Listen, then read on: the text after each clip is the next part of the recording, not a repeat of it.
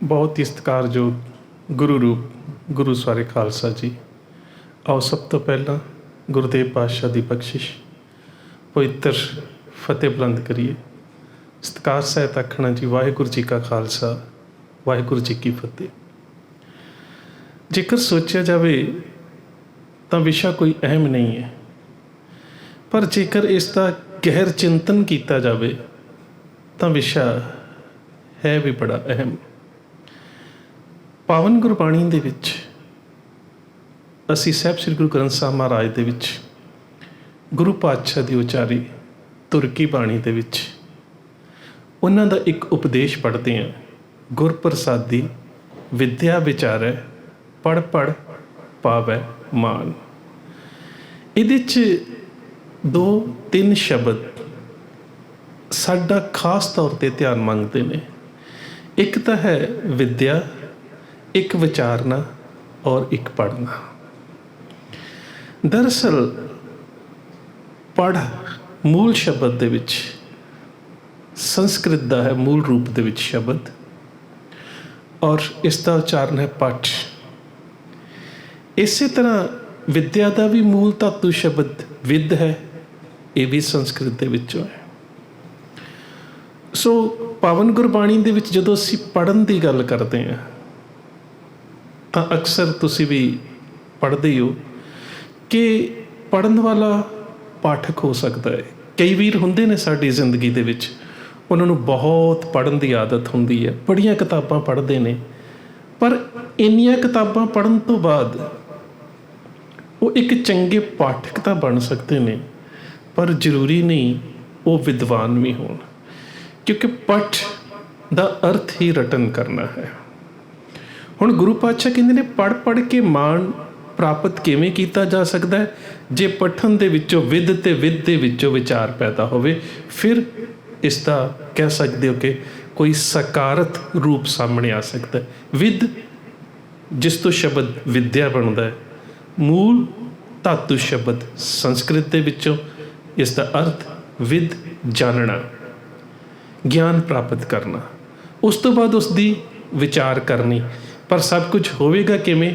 ਗੁਰ ਪ੍ਰਸਾਦ, ਗੁਰੂ ਦੀ ਕਿਰਪਾ ਦੇ ਨਾਲ ਜਾਣਨ ਦੀ ਤੇ ਵਿਚਾਰ ਕਰਨ ਦੀ ਸੋਝੀ ਆ ਜਾਵੇ, ਫਿਰ ਤੁਸੀਂ ਪੜ੍ਹ ਪੜ੍ਹ ਕੇ ਮਾਣ ਪ੍ਰਾਪਤ ਕਰ ਸਕਦੇ ਹੋ।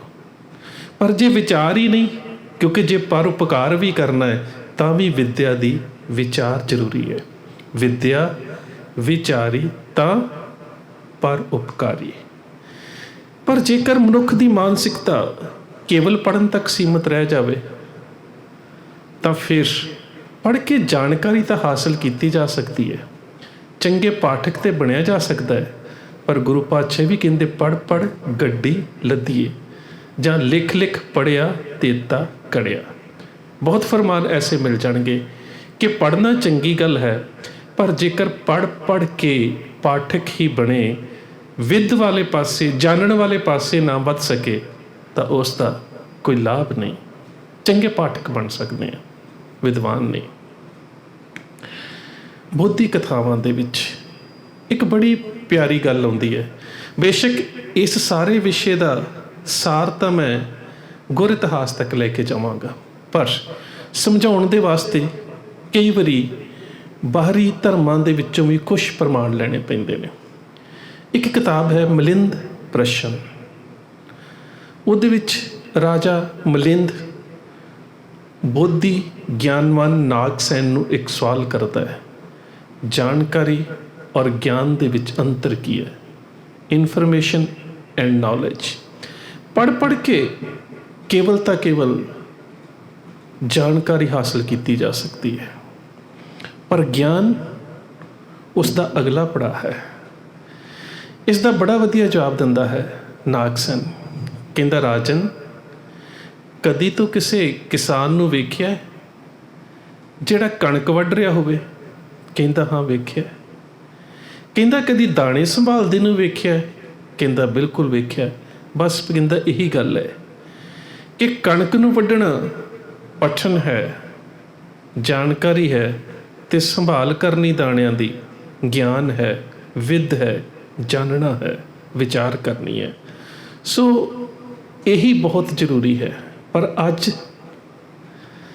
ਕਈ ਵਾਰੀ ਇੰਝ ਲੱਗਦਾ ਹੈ ਕਿ ਜਿਹੜਾ ਗਿਆਨਵਾਨ ਹੋਣ ਦਾ ਵਿਖਾਵਾ ਵੀ ਕਰਦਾ ਹੈ, ਉਹਦੇ ਗਿਆਨਵਾਨ ਹੋਣ ਦੇ ਵਿਖਾਵੇ ਦੇ ਪਿੱਛੇ ਵੀ ਜਿਹੜੇ ਮੰਤਵ ਹੁੰਦੇ ਨੇ ਉਹ ਇਮਾਨਦਾਰੀ ਵਾਲੇ ਨਹੀਂ ਹੁੰਦੇ, ਉਹ ਵਿਖਾਵਾ ਕੀਤਾ ਜਾ ਰਿਹਾ ਹੁੰਦਾ ਹੈ। ਦਰਅਸਲ ਹੁੰਦਾ ਕੇਵਲ ਪਠਨ ਹੈ, ਕਿਉਂਕਿ ਕੇਵਲ ਸਿੱਖਿਆ ਤਾਂ ਲੋਕਾਂ ਦਾ ਸ਼ੋਸ਼ਣ ਕਰਨ ਦੇ ਵਾਸਤੇ ਵੀ ਗ੍ਰਹਿਣ ਕੀਤੀ ਜਾ ਸਕਦੀ ਹੈ। ਕੇਵਲ ਵਿੱਦਿਆ, ਅਸੀਂ ਪਾਵਨ ਗੁਰਬਾਣੀ ਦੇ ਵਿੱਚ ਇੱਕ ਗੱਲ ਪੜ੍ਹਦੇ ਹਾਂ ਨਾ ਕਿ ਸਿੱਖਿਆ ਜਾ ਸਕਦਾ ਹੈ ਵਿੱਦਿਆ ਦੇ ਨਾਲ, ਪਰ ਉਹ ਜਿਹੜੀ ਸਿੱਖਿਆ ਹੈ ਉਹ ਜ਼ਰੂਰੀ ਨਹੀਂ ਹੈ ਕਿ ਮਨੁੱਖਤਾ ਦੇ ਭਲੇ ਦੇ ਵਾਸਤੇ ਹੀ ਵਰਤੀ ਜਾਵੇ। ਇੰਜੀਨੀਅਰ ਦੇ ਵਿੱਚ ਅਤੇ ਇੱਕ ਚੰਗੇ ਨੈਤਿਕ ਗੁਣਾਂ ਵਾਲੇ ਇੰਜੀਨੀਅਰ ਹੋਣ ਦੇ ਵਿੱਚ ਵੀ ਅੰਤਰ ਹੁੰਦਾ ਹੈ। ਪੜ੍ਹਾਈ ਦੋਵਾਂ ਨੇ ਇੱਕੋ ਹੀ ਕੀਤੀ ਹੁੰਦੀ ਹੈ। ਡਾਕਟਰ ਦੇ ਵਿੱਚ ਅਤੇ ਰੱਬ ਦੀ ਭੈ ਭਾਵਨੀ ਦੇ ਵਿੱਚ ਚੱਲਣ ਵਾਲੇ ਡਾਕਟਰ ਦੇ ਵਿੱਚ ਵੀ ਇੱਕ ਅੰਤਰ ਹੁੰਦਾ ਹੈ, ਭਾਵੇਂ ਕਿ ਕਿਤਾਬਾਂ ਪ੍ਰੈਕਟਿਸ ਆਫ ਮੈਡੀਸਨ ਤੋਂ ਲੈ ਕੇ ਕਲੀਨਿਕਲ ਮੈਥਡਸ ਤੱਕ ਸਾਰਿਆਂ ਨੇ ਉਹੀ ਪੜ੍ਹੀਆਂ ਹੁੰਦੀਆਂ ਨੇ। ਹੁਣ ਗੁਰੂ ਪਾਤਸ਼ਾਹ ਇਹਦੇ ਉੱਪਰ ਵੀ ਸਾਨੂੰ ਬੜਾ ਪਿਆਰਾ ਫਰਮਾਨ ਕਰਦੇ ਨੇ, ਹਰਣਾ ਬਾਜਾਂ ਤੇ ਸਿਕਦਾਰਾਂ ਇੰਨਾ ਪੜ੍ਹਿਆ ਨਾਉ। ਹੁਣ ਕਹਿੰਦੇ ਫਾਂਦੀ ਲੱਗੀ ਜਾਤ ਫਾਇਨ ਅੱਗੇ ਨਾ ਹੀ ਥਾਂ। ਬਾਜਾਂ ਨੂੰ, ਹਿਰਨਾਂ ਨੂੰ ਅਤੇ ਰਾਜਾ ਆਪਣੇ ਅਹਿਲਕਾਰਾਂ ਨੂੰ ਸਿਖਾਉਂਦਾ ਹੈ, ਪੜ੍ਹਾਉਂਦਾ ਹੈ, ਜਾਣਕਾਰੀ ਦਿੰਦਾ ਹੈ, ਪਰ ਕਿੱਥੋਂ ਤੱਕ ਕਿ ਉਹਨਾਂ ਨੇ ਆਪਣੀ ਜਾਤ ਦੇ ਲੋਕਾਂ ਨੂੰ ਗ੍ਰਿਫਤ ਵਿੱਚ ਕਿਵੇਂ ਲੈ ਕੇ ਆਉਣਾ ਹੈ, ਫੰਦੇ ਦੇ ਵਿੱਚ ਫਸਾਉਣਾ ਕਿਵੇਂ। ਸੋ ਗਿਆਨ ਨਹੀਂ ਹੈ, ਜਾਣਕਾਰੀ ਹੈ, ਕੇਵਲ ਵਿੱਦਿਆ ਹੈ, ਕੇਵਲ ਸਿੱਖਿਆ ਹੈ, ਪੜ੍ਹਾਇਆ ਜਾ ਰਿਹਾ ਹੈ, ਪਰ ਪੜ੍ਹਾਉਣ ਦਾ ਜਿਹੜਾ ਪ੍ਰਯੋਜਨ ਹੈ ਉਹ ਮਨੁੱਖਤਾ ਦਾ ਭਲਾ ਨਹੀਂ, ਬਲਕਿ ਮਨੁੱਖਤਾ ਨੂੰ ਆਪਣੇ ਜਾਲ ਦੇ ਵਿੱਚ ਫਸਾਉਣਾ ਹੈ। ਪਰ ਪਾਤਸ਼ਾਹ ਕਹਿੰਦੇ ਨੇ ਪੜ੍ਹਨ ਤੋਂ ਬਾਅਦ ਵਿਦਵਾਨ ਕਿਹੜਾ ਬਣਦਾ ਹੈ? ਸੋ ਪੜ੍ਹਿਆ ਸੋ ਪੰਡਿਤ ਬੀਨਾ ਜਿੰਨੀ ਕਮਾਣਾ ਨਾਉ, ਪਹਿਲਾ ਦੇ ਜੜ ਅੰਦਰ ਜੰਮੇ ਤਾਂ ਉੱਪਰ ਹੋਵੇ ਛਾਉ। ਸਭ ਤੋਂ ਪਹਿਲਾਂ ਤਾਂ ਪੜ੍ਹਨ ਤੋਂ ਬਾਅਦ ਗਿਆਨ ਦਾ ਬੀਜ, ਜਾਣਨ ਦੀ ਆਕਾਂਖਸ਼ਾ, ਜਾਣਨ ਦੀ ਇੱਛਾ, ਜਾਣਨ ਦੀ ਭੁੱਖ ਅੰਦਰ ਪੈਦਾ ਹੋਣੀ ਚਾਹੀਦੀ ਹੈ। ਫਿਰ ਤੁਸੀਂ ਵਿਦਵਤਾ ਵਾਲੇ ਪਾਸੇ ਵੱਧ ਸਕਦੇ ਹੋ। ਪਰ ਜੇਕਰ ਕਿਸੇ ਸਿੱਖਿਆ ਨੂੰ ਗ੍ਰਹਿਣ ਕਰਨ ਦਾ ਮੰਤਵ ਹੀ ਕੇਵਲ ਅਤੇ ਕੇਵਲ ਪਦਾਰਥ ਹੈ, ਤਾਂ ਉਸ ਮੰਤਵ ਤੱਕ ਤਾਂ ਸਫਲ ਹੋ ਸਕਦੇ ਹੋ, ਪਰ ਆਤਮਿਕ ਆਨੰਦ ਤੱਕ ਨਹੀਂ ਪਹੁੰਚਿਆ ਜਾ ਸਕਦਾ। ਮੈਂ ਤੁਹਾਡੇ ਨਾਲ ਇੱਕ ਉਦਾਹਰਨ ਸਾਂਝੀ ਕਰਦਾ। ਨੀਦਰਲੈਂਡ ਦਾ ਪੇਂਟਰ ਵਿਨਸੈਂਟ ਦੇ ਬਾਰੇ ਤੁਸੀਂ ਸਾਰਿਆਂ ਜਾਣਿਆ ਹੋਵੇਗਾ ਕਿ ਵਿਨਸੈਂਟ ਇੱਕ ਵੱਡਾ ਪੇਂਟਰ ਸੀ, ਇੱਕ ਕਲਾਕਾਰ ਸੀ, ਪਰ ਉਹ ਜਿਹੜੀ ਵੀ ਕਲਾਕ੍ਰਿਤੀ ਤਿਆਰ ਕਰਦਾ ਸੀ, ਉਸ ਕਲਾਕ੍ਰਿਤੀ ਦੇ ਪਿੱਛੇ ਉਸ ਦਾ ਮੰਤਵ ਕੇਵਲ ਅਤੇ ਕੇਵਲ ਪਦਾਰਥਵਾਦੀ ਭੁੱਖ ਨਹੀਂ ਸੀ, ਪਦਾਰਥ ਇਕੱਠੇ ਕਰਨੇ ਨਹੀਂ ਸੀ। ਉਸ ਦਾ ਪ੍ਰਯੋਜਨ ਸੀ ਕਿ ਰੂਹ ਦੇ ਨਾਲ ਕਲਾਕਾਰੀ ਕਰਦਾ ਸੀ, ਅੰਦਰੋਂ ਕਲਾਕਾਰੀ ਕਰਦਾ ਸੀ, ਕਲਾਕਾਰੀ ਕਰਦਾ ਸੀ ਅਤੇ ਆਪਣੀਆਂ ਕਲਾਕ੍ਰਿਤਾਂ ਆਪਣੇ ਦੋਸਤਾਂ ਨੂੰ ਦੇ ਦਿੰਦਾ ਸੀ, ਮਿੱਤਰਾਂ ਨੂੰ ਦੇ ਦਿੰਦਾ ਸੀ ਅਤੇ ਮੁਫਤ ਦੇ ਦਿੰਦਾ ਸੀ। ਇੱਕ ਦਿਨ ਸ਼ਾਮ ਨੂੰ ਪਹਾੜੀ ਦੀ ਚੋਟੀ ਦੇ ਉੱਪਰ ਬੈਠਿਆ ਇੱਕ ਐਸੀ ਪੇਂਟਿੰਗ ਤਿਆਰ ਕੀਤੀ, ਐਸੀ ਕਲਾਕ੍ਰਿਤ ਤਿਆਰ ਕੀਤੀ, ਐਸੀ ਕਲਾਕਾਰੀ ਪ੍ਰਗਟ ਹੋਈ, ਦੁਨੀਆ ਦੇ ਵਿੱਚ ਮਸ਼ਹੂਰ ਹੋ ਗਈ। ਅਤੇ ਜਿਨ੍ਹਾਂ ਲੋਕਾਂ ਨੂੰ ਮੁਫਤ ਦਿੱਤੀਆਂ ਕਲਾਕ੍ਰਿਤਾਂ ਲੋਕਾਂ ਨੇ ਕਬਾੜ ਦੇ ਵਿੱਚ ਸੁੱਟੀਆਂ ਹੋਈਆਂ ਸੀ, ਉਹਨਾਂ ਨੇ ਵੀ ਚੁੱਕ ਚੁੱਕ ਕੇ ਆਪਣੇ ਡਰਾਇੰਗ ਰੂਮ ਦਾ ਸ਼ਿੰਗਾਰ ਬਣਾ ਲਈਆਂ ਅਤੇ ਕਈਆਂ ਨੇ ਹਜ਼ਾਰਾਂ ਡਾਲਰਾਂ ਦੇ ਵਿੱਚ ਜਾਂ ਉਸ ਸਮੇਂ ਦੀ ਕਰੰਸੀ ਦੇ ਵਿੱਚ ਵੇਚ ਦਿੱਤੀਆਂ।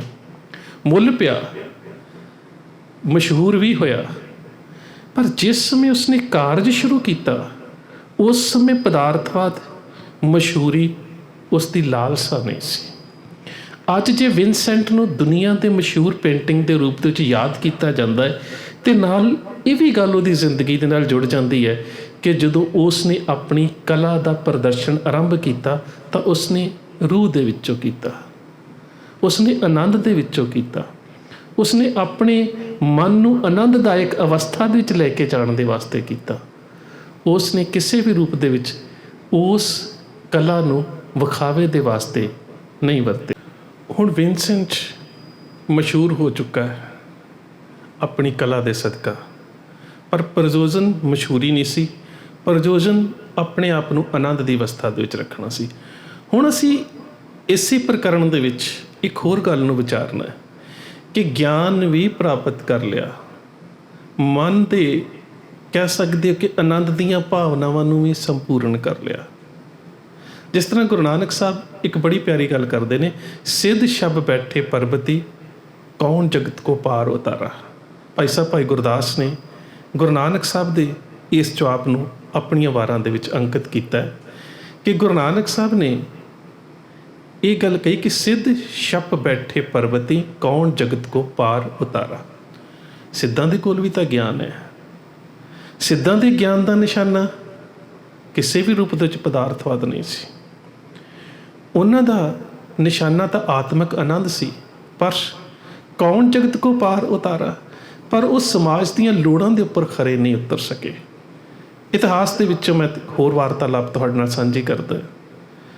ਦੁਨੀਆ ਜਿੱਤਣ ਦੀ ਲਾਲਸਾ ਰੱਖਣ ਵਾਲਾ ਮਸ਼ਹੂਰ ਰਾਜਾ ਸਿਕੰਦਰ, ਅਲੈਗਜ਼ੈਂਡਰ ਦੇ ਨਾਮ ਦੇ ਨਾਲ ਜਾਣਦੇ ਹਾਂ ਅਸੀਂ ਪੰਜਾਬੀ ਵਾਲੇ, ਉਸ ਨੂੰ ਸਿਕੰਦਰ ਆਖਦੇ ਹਾਂ।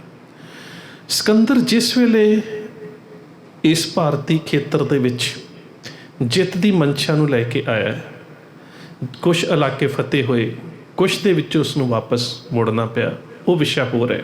ਪਰ ਵਾਪਸ ਮੁੜ ਰਿਹਾ ਦਰਿਆ ਬਿਆਸ ਦੇ ਕੰਢੇ ਦੇ ਉੱਪਰ ਇੱਕ ਗੱਲ ਯਾਦ ਆ ਗਈ ਕਿ ਜਦੋਂ ਮੈਂ ਇਸ ਖਿੱਤੇ ਨੂੰ ਫਤਿਹ ਕਰਨ ਦੇ ਵਾਸਤੇ ਬੈਬਲੋਨੀਆ ਤੋਂ ਚੱਲਿਆ ਸੀ ਤਾਂ ਮੇਰੇ ਧਾਰਮਿਕ ਗੁਰੂ ਰਾਜਗੁਰੂ ਨੇ ਇੱਕ ਗੱਲ ਕਹੀ ਸੀ ਕਿ ਜਿਸ ਖਿੱਤੇ ਦੇ ਵੱਲ ਜਿੱਤ ਪ੍ਰਾਪਤ ਕਰਨ ਦੀ ਲਾਲਸਾ ਨੂੰ ਲੈ ਕੇ ਜਾ ਰਹੇ ਹਾਂ, ਪਦਾਰਥਵਾਦੀ ਜਿੱਤ ਤਾਂ ਤੈਨੂੰ ਨਸੀਬ ਹੋਵੇਗੀ, ਹਾਸਲ ਹੋਵੇਗੀ, ਪਰ ਕੋਸ਼ਿਸ਼ ਕਰੀ ਜੇਕਰ ਤੇਰੇ ਖਜ਼ਾਨੇ ਦੇ ਵਿੱਚ ਉੱਥੋਂ ਦੀ ਰੂਹਾਨੀਅਤ ਵੀ ਹੋਵੇ, ਭਾਵ ਉਸ ਇਲਾਕੇ ਦੇ ਵਿੱਚੋਂ ਕੋਈ ਰੂਹਾਨੀ ਗੁਣਾਂ ਵਾਲਾ ਵਿਅਕਤੀ ਜ਼ਰੂਰ ਲੈ ਕੇ ਆਵੇਂ। ਦਰਿਆਏ ਬਿਆਸ ਦੇ ਕੰਢੇ ਦੇ ਉੱਪਰ ਪਹੁੰਚਿਆ, ਪਤਾ ਲੱਗਾ ਕਿ ਇੱਕ ਸਾਧੂ ਹੈ, ਸੰਨਿਆਸੀ ਹੈ, ਫਕੀਰ ਹੈ, ਆਪਣੀ ਅਵਸਥਾ ਦੇ ਵਿੱਚ ਰਹਿੰਦਾ, ਕਿਸੇ ਦਾ ਡਰ ਨਹੀਂ, ਕੋਈ ਲਾਲਚ ਨਹੀਂ, ਕੋਈ ਭੈ ਨਹੀਂ, ਕੋਈ ਪਦਾਰਥਾਂ ਦੀ ਭੁੱਖ ਨਹੀਂ। ਸਿਕੰਦਰ ਉਸ ਦਾ ਪਤਾ ਲੈ ਕੇ ਉਸ ਦੇ ਕੋਲ ਪਹੁੰਚਿਆ, ਧੁੱਪੇ ਲੇਟਿਆ ਹੋਇਆ ਸੀ ਰੇਤ ਦੇ ਉੱਪਰ। ਸਿਕੰਦਰ ਉਸ ਦੇ ਕੋਲ ਜਾ ਕੇ ਖੜਾ ਹੋਇਆ। ਪਹਿਲਾਂ ਤਾਂ ਕਹਿੰਦਾ ਕੌਣ ਹੈ? ਕਹਿੰਦਾ ਦੁਨੀਆ ਨੂੰ ਜਿੱਤਣ ਵਾਲਾ ਸਿਕੰਦਰ। ਕਹਿੰਦਾ ਥੋੜ੍ਹਾ ਪਿੱਛੇ ਹੋ ਕੇ ਖੜਾ ਹੋ, ਸੂਰਜ ਦੀ ਧੁੱਪ ਰੁਕ ਰਹੀ ਹੈ। ਸਿਕੰਦਰ ਮਾਨਸਿਕ ਤੌਰ 'ਤੇ ਵੀ ਬੜਾ ਰੌਸ਼ਨ ਦਿਮਾਗ ਸੀ, ਸਮਝ ਗਿਆ ਕੋਈ ਗੱਲ ਤਾਂ ਹੈ ਕਿ ਦੁਨੀਆ ਨੂੰ ਜਿੱਤਣ ਦੀ ਲਾਲਸਾ ਰੱਖਣ ਵਾਲੇ ਰਾਜੇ ਨੂੰ ਇਹ ਗੱਲ ਕਹਿ ਦੇਣੀ, ਥੋੜ੍ਹਾ ਪਿੱਛੇ ਹੋ ਕੇ ਗੱਲ ਕਰ। ਕਹਿੰਦਾ ਮੈਂ ਸਿਕੰਦਰ ਹਾਂ। ਕਹਿੰਦਾ ਦੱਸ। ਕਹਿੰਦਾ ਮੈਂ ਤੈਨੂੰ ਆਪਣੇ ਨਾਲ ਲੈ ਕੇ ਜਾਣਾ ਚਾਹੁੰਦਾ। ਕਹਿੰਦਾ ਤੂੰ ਨਹੀਂ ਲਿਜਾ ਸਕਦਾ, ਤੇ ਜੇ ਲਿਜਾ ਵੀ ਲਵੇਂ ਤਾਂ ਮੈਂ ਤੇਰੇ ਕਿਸ ਕੰਮ। ਕਹਿੰਦਾ ਨਹੀਂ, ਮੈਂ ਤੁਹਾਨੂੰ ਆਪਣੇ ਦੇਸ਼ ਲੈ ਕੇ ਜਾਵਾਂਗਾ, ਤੁਸੀਂ ਮੇਰੇ ਰਾਜ ਗੁਰੂ ਹੋਵੋਗੇ, ਸਾਰੀਆਂ ਸੁੱਖ ਸਹੂਲਤਾਂ ਹੋਣਗੀਆਂ, ਉੱਥੇ ਜਾ ਕੇ ਤੁਸੀਂ ਆਰਾਮ ਦੀ ਜ਼ਿੰਦਗੀ ਬਤੀਤ ਕਰ ਸਕਦੇ ਹੋ। ਤਾਂ ਫਕੀਰ ਅੱਗੋਂ ਬੋਲਦਾ ਦੁੱਖ ਤਾਂ ਹੁਣ ਵੀ ਕੋਈ ਨਹੀਂ ਹੈ, ਤਾਂ ਹੁਣ ਵੀ ਮੈਂ ਆਰਾਮ ਦੇ ਵਿੱਚ, ਹੁਣ ਵੀ ਇੱਥੇ ਕੀ ਤੰਗੀ ਹੈ, ਹੁਣ ਵੀ ਆਨੰਦ ਦੇ ਵਿੱਚ ਹੈ। ਕਹਿੰਦਾ ਨਹੀਂ, ਮੈਂ ਫਿਰ ਵੀ ਤੈਨੂੰ ਲੈ ਕੇ ਜਾਣਾ ਹੈ। ਫਕੀਰ ਕਹਿੰਦਾ ਤੂੰ ਮੇਰੇ ਸਰੀਰ ਨੂੰ ਲਿਜਾ ਸਕਦਾ, ਮੇਰੀ ਰੂਹ ਨੂੰ ਨਹੀਂ। ਰੂਹ ਤਾਂ ਮੇਰੀ ਇੱਥੇ ਆਨੰਦ ਦੇ ਵਿੱਚ ਹੈ, ਠੀਕ ਹੈ, ਤਾਕਤਵਰ ਹੈ, ਬਲਵਾਨ ਹੈ। ਤੂੰ ਮੇਰੀ ਸਰੀਰ ਨੂੰ ਰੱਸਿਆਂ ਦੇ ਨਾਲ ਬੰਨ੍ਹ ਕੇ ਵੀ ਆਪਣੇ ਦੇਸ਼ ਦੇ ਵਿੱਚ ਲਿਜਾ ਸਕਦਾ ਹੈ, ਪਰ ਮੇਰੀ ਰੂਹ ਤਾਂ ਆਪਣੇ ਆਨੰਦ ਦੇ ਵਿੱਚ ਹੈ, ਉਹ ਤੇਰੀ ਗੁਲਾਮ ਨਹੀਂ ਹੋਵੇਗੀ। ਹੁਣ ਇਸੇ ਦਰਿਆਏ ਬਿਆਸ ਦੇ ਕੰਢੇ ਦੇ ਉੱਪਰ ਇੱਕ ਵਰਤਾਰਾ ਹੋਰ ਵਾਪਰਦਾ ਹੈ, ਜਿੱਥੇ ਸਾਰੇ ਪ੍ਰਕਰਣ ਨੂੰ ਮੈਂ ਤੁਹਾਡੇ ਸਾਹਮਣੇ ਲੈ ਕੇ ਆਉਣਾ ਚਾਹੁੰਦਾ ਸੀ। ਇਸੇ ਹੀ ਦਰਿਆ ਬਿਆਸ ਦੇ ਕੰਢੇ ਦੇ ਉੱਪਰ ਗੁਰੂ ਅੰਗਦ ਸਾਹਿਬ ਆਪਣੀ ਗੋਦੀ ਦੇ ਵਿੱਚ ਬਿਠਾ ਕੇ ਛੋਟੇ ਛੋਟੇ ਬਾਲਾਂ ਨੂੰ ਧਰਮ ਦਾ ਅਰਥ ਬੋਧ, ਸ਼ਬਦ ਬੋਧ ਕਰਵਾ ਰਹੇ ਨੇ, ਲਿਪੀ ਦੇ ਬਾਰੇ ਸਮਝਾ ਰਹੇ ਨੇ। ਤੇ ਸ਼ੇਰ ਸ਼ਾਹ ਸੂਰੀ ਤੋਂ ਹਾਰ ਖਾ ਕੇ ਹਮਾਯੂ ਉਸ ਜਗ੍ਹਾ ਦੇ ਉੱਪਰ ਆਉਂਦਾ ਹੈ। ਗੁਰੂ ਸਾਹਿਬ ਬੇਪਰਵਾਹ ਗੋਦੀ ਦੇ ਵਿੱਚ ਬੈਠੇ ਬਾਲ, ਤੇ ਉਹਨਾਂ ਨੂੰ ਬਾਲ ਬੋਧ, ਉਹਨਾਂ ਨੂੰ ਅੱਖਰਾਂ ਦਾ ਗਿਆਨ ਦੇ ਰਹੇ ਨੇ। ਬੜਾ ਚਿਰ ਹਮਾਯੂ ਖਲੋਤਾ ਸੋਚਦਾ ਰਿਹਾ, ਬੜੀ ਅਜੀਬ ਗੱਲ ਹੈ, ਕਿਵੇਂ ਦਾ ਬੇਪਰਵਾਹ ਮਹਾਤਮਾ, ਕਿਵੇਂ ਦਾ ਬੇਪਰਵਾਹ ਗੁਰੂ ਮੈਂ ਸ਼ਮਸ਼ੀਰ ਦੇ ਦਸਤੇ ਦੇ ਉੱਪਰ ਹੱਥ ਖੜ ਕੇ ਖੜਾ ਹਾਂ, ਕਿਸੇ ਹੋਰ ਦੇ ਦਰਬਾਰ ਦੇ ਵਿੱਚ ਆਉਂਦਾ ਤੇ ਉੱਠ ਕੇ ਇਸਤਕਬਾਲ ਕਰਨ ਵਾਸਤੇ ਆਉਂਦਾ, ਕੋਈ ਪਰਵਾਹ ਹੀ ਨਹੀਂ। ਜਦੋਂ ਉਸਨੇ ਸ਼ਮਸ਼ੀਰ ਦੇ ਦਸਤੇ ਦੇ ਉੱਪਰ ਹੱਥ ਰੱਖ ਕੇ ਸ਼ਮਸ਼ੀਰ ਨੂੰ ਬਾਹਰ ਕੱਢਣਾ ਚਾਹਿਆ ਤੇ ਬਾਦਸ਼ਾਹ ਕਹਿੰਦੇ ਨੇ ਉਹ ਰਹਿਣ ਦੇ। ਇਹ ਸ਼ਮਸ਼ੀਰ ਹੁਣ ਮਹਾਤਮਾਵਾਂ, ਫਕੀਰਾਂ ਤੇ ਸਾਧੂਆਂ ਦੇ ਉੱਪਰ ਬੇਮਿਆਨ ਹੋਣ ਦੇ ਵਾਸਤੇ ਬੇਜ਼ਾਰ ਹੈ, ਕਾਲੀ ਹੈ। ਤੇ ਸ਼ੇਰ ਸ਼ਾਹ ਸੂਰੀ ਦੇ ਸਾਹਮਣੇ ਇਹ ਸ਼ਮਸ਼ੀਰ ਕੱਢਣ ਵਾਲਾ ਨਪੁੰਸਕ ਕਿਉਂ ਹੋ ਗਿਆ ਸੀ, ਨਮਰਦ ਕਿਉਂ ਹੋ ਗਿਆ ਸੀ? ਇਹ ਸ਼ਮਸ਼ੀਰ ਉਸ ਵੇਲੇ ਮੋਮ ਦੀ ਕਿਉਂ ਬਣ ਗਈ ਜਦੋਂ ਉਹਨੂੰ ਲੋਹੇ ਦੀ ਬਣਨਾ ਚਾਹੀਦਾ ਸੀ? ਗੁਰੂ ਪਾਤਸ਼ਾਹ ਦੇ ਚਰਨੀ ਢਹਿ ਗਿਆ। ਸੋ ਗੁਰੂਦੇਵ ਪਾਤਸ਼ਾਹ ਦੇ ਕੋਲ ਰੂਹਾਨੀ ਗਿਆਨ ਵੀ ਸੀ। ਜਿੱਥੇ ਉਹ ਆਪਣੀ ਗੋਦ ਦੇ ਵਿੱਚ ਬੈਠੇ ਬਾਲਾਂ ਨੂੰ ਧਰਮ ਦਾ ਗਿਆਨ ਦੇ ਰਹੇ ਨੇ, ਉਸੇ ਸਥਾਨ ਦੇ ਉੱਪਰ ਰਾਤ ਨੂੰ ਮੱਲ ਅਖਾੜੇ ਵੀ ਸਜਦੇ ਨੇ। ਉੱਥੇ ਨੌਜਵਾਨ ਕੁਸ਼ਤੀਆਂ ਕਰਦੇ ਨੇ, ਘੋਲ ਘੁਲਦੇ ਨੇ, ਅਖਾੜੇ ਲੱਗਦੇ ਨੇ। ਗੱਲ ਇਹ ਸਮਝਣ ਦੀ ਲੋੜ ਹੈ ਕਿ ਗੁਰੂ ਸਾਹਿਬ ਨੇ ਕਿਹਾ ਜਿੱਥੇ ਬਾਣੀ ਦੇ ਨਾਲ ਮਨ ਨੂੰ ਬਲਵਾਨ ਕਰਨਾ ਹੈ, ਉੱਥੇ ਮੈਦਾਨੇ ਜੰਗ ਦੇ ਵਿੱਚ ਜੂਝਣ ਦੇ ਵਾਸਤੇ ਅਖਾੜਿਆਂ 'ਚ ਜਾ ਕੇ ਤਨ ਨੂੰ ਵੀ ਬਲਵਾਨ ਕਰਨਾ ਹੈ। ਮਤ ਤੁਹਾਡੇ ਕੋਲ ਆਤਮਿਕ ਗਿਆਨ ਹੋਵੇ ਤੇ ਕੋਈ ਸਿਕੰਦਰ ਆ ਕੇ ਤੁਹਾਡੇ ਸਰੀਰ ਨੂੰ ਰੱਸਿਆਂ ਦੇ ਨਾਲ ਬੰਨ੍ਹ ਲਵੇ, ਪਰ ਇਹ ਵੀ ਨਾ ਹੋਵੇ ਕਿ ਜੇਕਰ ਤੁਸੀਂ ਮੈਦਾਨੇ ਜੰਗ 'ਚ ਜੂਝਣ ਵਾਲੇ ਸੂਰਮੇ ਹੋ ਤੇ ਤੁਹਾਡੇ ਕੋਲ ਆਤਮਿਕ ਗਿਆਨ ਨਾ ਹੋਵੇ ਤੇ ਤੁਸੀਂ ਫਿਰ ਉੱਥੇ ਕਾਇਰ ਜਾਂ ਫਿਰ ਉੱਥੇ ਜ਼ਾਲਿਮ ਬਣ ਜਾਓ। ਦੋਹਾਂ ਚੀਜ਼ਾਂ ਦਾ ਹੋਣਾ ਬਹੁਤ ਜ਼ਰੂਰੀ ਹੈ। ਗੁਰੂਦੇਵ ਪਾਤਸ਼ਾਹ ਨੇ ਜਿਹੜੀ ਬਖਸ਼ਿਸ਼ ਕੀਤੀ ਕਿ ਬਾਣੀ ਦੇ ਨਾਲ ਮਨ ਬਲਵਾਨ ਹੋਵੇ, ਕੁਸ਼ਤੀਆਂ ਦੇ ਨਾਲ ਤਨ ਬਲਵਾਨ ਹੋਵੇ, ਤੇ ਇਹਨਾਂ ਦੋਹਾਂ ਦਾ ਬਲਵਾਨ ਹੋਣਾ ਹੀ ਸਿੱਖੀ ਦੀ ਸੰਪੂਰਨਤਾ ਹੈ। ਇਹਦੇ ਤੋਂ ਬਿਨਾਂ ਸੁਰਤ ਨੂੰ ਚੜ੍ਹਦੀ ਕਲਾ ਦੇ ਵਿੱਚ ਨਹੀਂ ਰੱਖਿਆ ਜਾ ਸਕਦਾ, ਜਿਸ ਨੂੰ ਪ੍ਰੋਫੈਸਰ ਪੂਰਨ ਸਿੰਘ ਕਹਿੰਦੇ ਨੇ ਬੜੇ ਪਿਆਰੇ ਸ਼ਬਦਾਂ 'ਚ, ਸਿੱਖੀ ਹੈ ਬਲਵਾਨ ਕਰਨਾ ਸੁਰਤ ਨੂੰ, ਚੜ੍ਹਦੀ ਕਲਾ ਨਿਵਾਸ ਸਦ ਹੀ ਰੱਖਣਾ। ਸੋ ਚੜ੍ਹਦੀ ਕਲਾ ਦੇ ਵਿੱਚ ਨਿਵਾਸ ਰੱਖਣ ਦੇ ਵਾਸਤੇ ਤਨ ਔਰ ਮਨ ਦਾ ਤੰਦਰੁਸਤ ਹੋਣਾ ਬਹੁਤ ਜ਼ਰੂਰੀ ਹੈ। ਇੰਨੀਆਂ ਬੇਨਤੀਆਂ ਪ੍ਰਵਾਨ। ਫਤਿਹ ਦੀ ਸਾਂਝ ਪਿਆਰ ਸਹਿਤ ਆਖਣਾ ਜੀ।